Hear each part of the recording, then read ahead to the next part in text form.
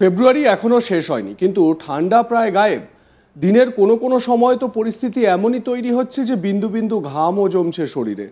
তবে কি শীতের পাকাপাকি বিদায় হয়েই গেল? এ প্রসঙ্গে বিস্তারিত জানিয়ে দিয়েছে আলিপুর আবহাওয়া দপ্তর।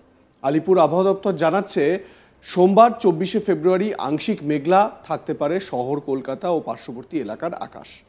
এরপর 25, 26, 27, 28 তারিখও শহরের আকাশে দেখা যেতে পারে মেঘ। এই সময় দিনের সর্বনিম্ন তাপমাত্রা থাকতে পারে 19 থেকে 22 ডিগ্রি সেলসিয়াসের আশেপাশে।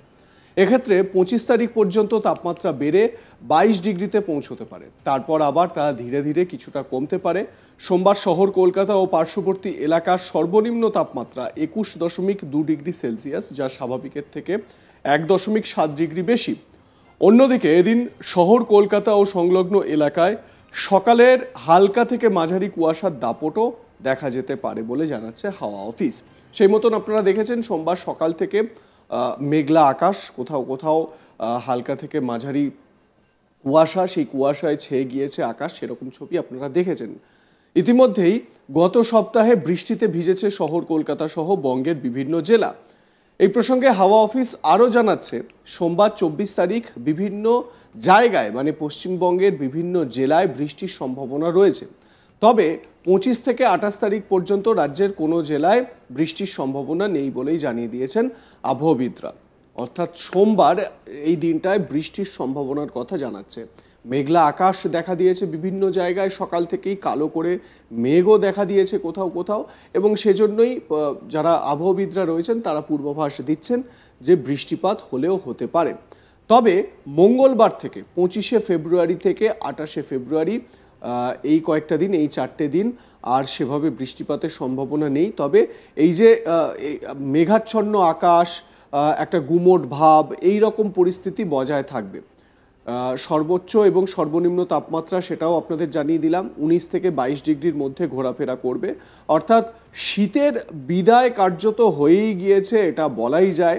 এবারে কোনো রকম নিম্নচাপ যদি হয়, তো সেই নিম্নচাপের জেরে যদি ঝড় বৃষ্টির প্রভাব শুরু হয়, তার জেরে যদি কিছুটা ঠান্ডা গায়ে লাগে তাহলে লাগতে পারে। এছাড়া শীতের ঠান্ডা বলতে আর সেরকম কিছু নেই, এমনটাই মত আলিপুর আবহাওয়া দপ্তরের যারা আবহাওয়াবিদরা রয়েছেন তাদের।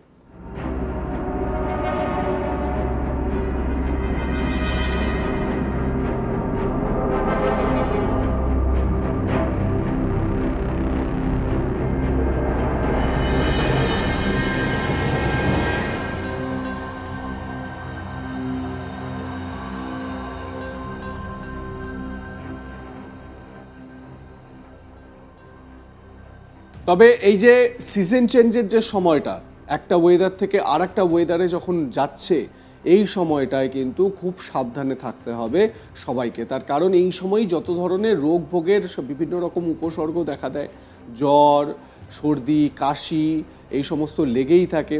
বিশেষ করে বাড়িতে যারা বাচ্চারা রয়েছে তাদের তো বিশেষভাবে খেয়াল রাখতেই হয়, কারণ বাচ্চারা একদম ছোট বাচ্চারা যারা, তাদেরকে সদ্যজাত যারা, তাদের তো বিশেষ ধ্যান রাখতেই হয়। কিন্তু তার পাশাপাশি যারা স্কুলে যাচ্ছে সেই সমস্ত বাচ্চাদেরও কিন্তু এই ধরনের এই সিজন চেঞ্জের সময় কিন্তু তাদেরকে বিভিন্ন রকমভাবে উপসর্গ দেখা দিতে পারে।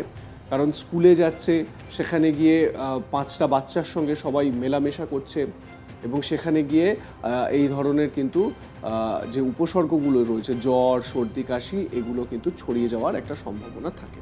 এছাড়াও বাড়ির যারা বয়স্করা রয়েছেন তারাও এক্ষেত্রে ভালনারেবল, কারণ রোগ প্রতিরোধক ক্ষমতা তাদের শরীরে কম, সেই কারণে তাদেরও অনেক বেশি করে যত্নবান হওয়া উচিত। কিন্তু যেরকম সিজন দেখা যাচ্ছে, ঘরে ঘরে সর্দি কাশি বাচ্চা বা বয়স্ক মানুষ ছাড়াও প্রাপ্তবয়স্ক যারা, তাদেরও কিন্তু বিভিন্ন রকমভাবে এই ধরনের উপসর্গে তারা আক্রান্ত হচ্ছেন।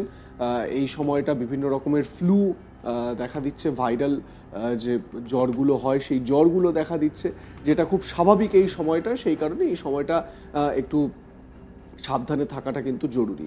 কিন্তু এই যে শীতের দেখাটা পাওয়া গেল না হঠাৎ করে, এই যে পুরো সিজনটা যদি আমরা দেখি তাহলে দেখব যে শীত ভীষণ রকম খামখেয়ালি ছিল। কখনো শীত পড়েছে, আবার কখনো এমন পরিস্থিতি তৈরি হয়েছে শীত গায়েব হয়ে গিয়েছে। আপনারা এই বিষয়ে কি মনে করেন জানাতে ভুলবেন না, জানাতে থাকুন, দেখতে থাকুন আজ তাক বাংলা। সাবস্ক্রাইব করুন আমাদের YouTube channel, bell icon press করতে ভুলবেন না। নোটিফিকেশন পেতে আমাদের হোয়াটসঅ্যাপ চ্যানেল ফলো করুন, একই জায়গায় বিভিন্ন খবরের আপডেট পেতে।